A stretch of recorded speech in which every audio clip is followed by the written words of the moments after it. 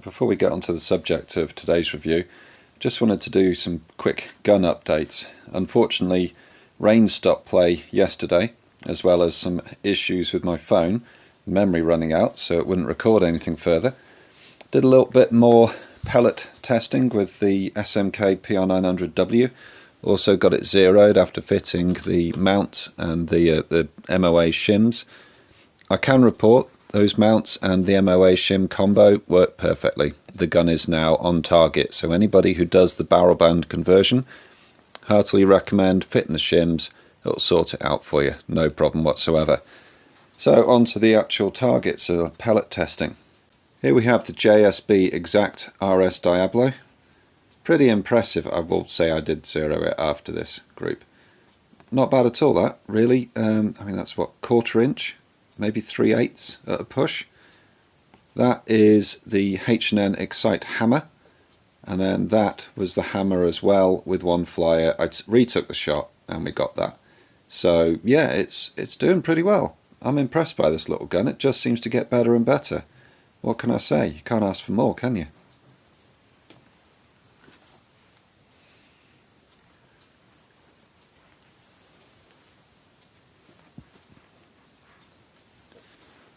Onto the Gamo Maxim, now wearing a sports match mount and a Richter Optic 3-9x42 AO scope.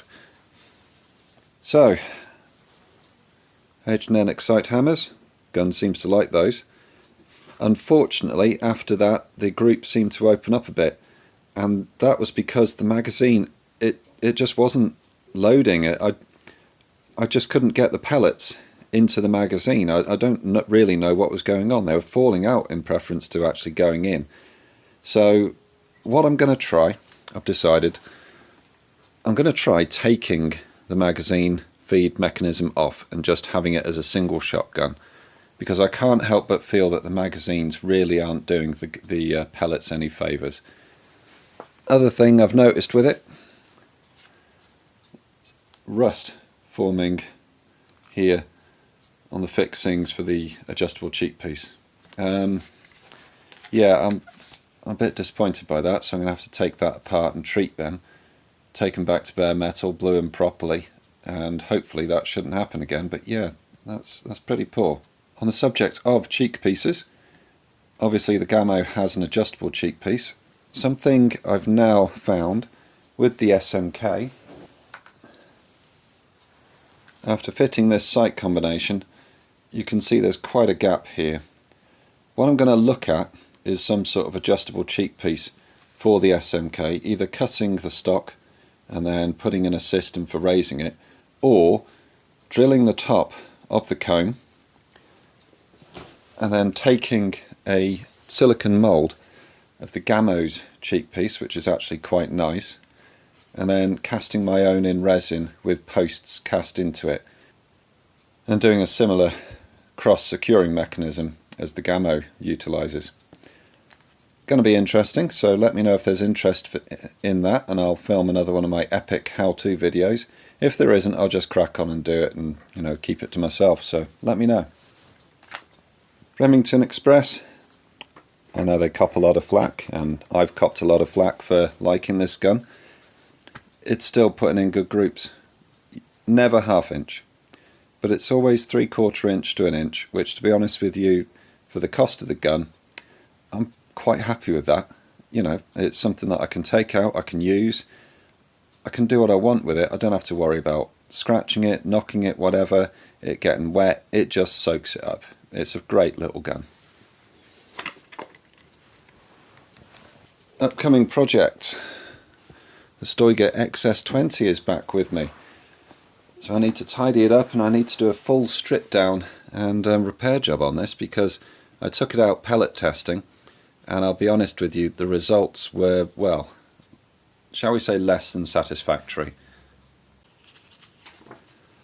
RWS Superdomes. We've got a group like that.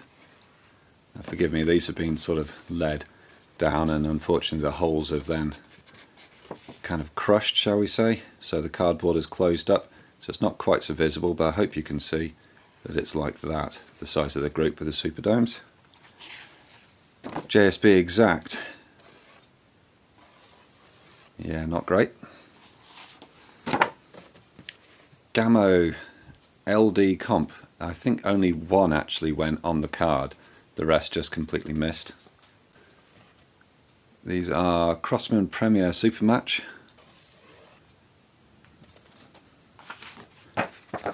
Gamo Pro Match. Here. I mean, we're talking 3 to 4 inches. These ones. Oh, the old H&N Excite Econs. Look at this. Crosman Premier Ultra Magnum. Oh, I better not use my middle finger, had I? Yeah, that's not a good group. And those are the pellets that the previous owner had been shooting at rats with. So yeah, you're not going to get an accurate headshot on a rat with that, are you? That's a bit cruel. Couldn't let that continue, so figured I had to do something with the gun. H&N Field Target Trophy. Is there another shot? Oh no, it's that there. It's a shame, that could have almost been a good group. These Webley VMAX, VMX, Air Arm Diablo Field, again. Yeah, this gun obviously has issues, or that's just how they are. Someone let me know. I know there's a few fixes that you can do. There's complaints I've got about this gun.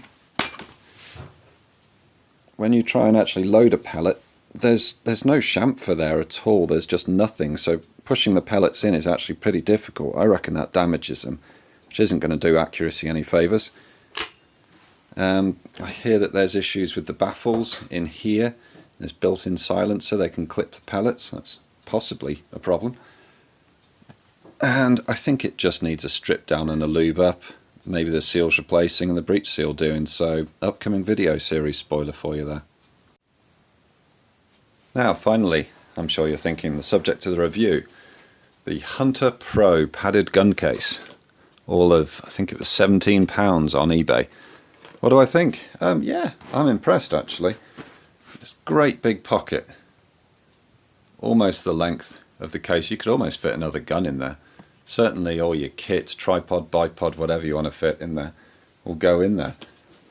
It's a good zip on it too, on the pocket. The pocket is double zipped.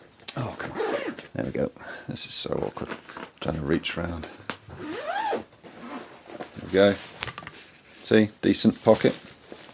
And the straps actually carry on round. They're not just stitched in up there. They've put some thought into this one.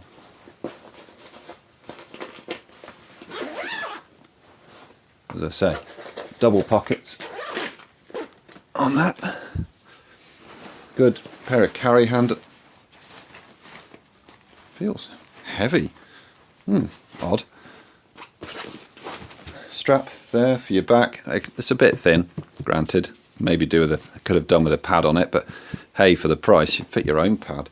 Just steal one off of a laptop or something like that. Old laptop bag. Inside, okay. Why does this feel heavy? Okay. So you can see the material here. It's a bit sort of itchy, sweaty. It would have been nice if it had been something foam, padded, that sort of thing, fleece. And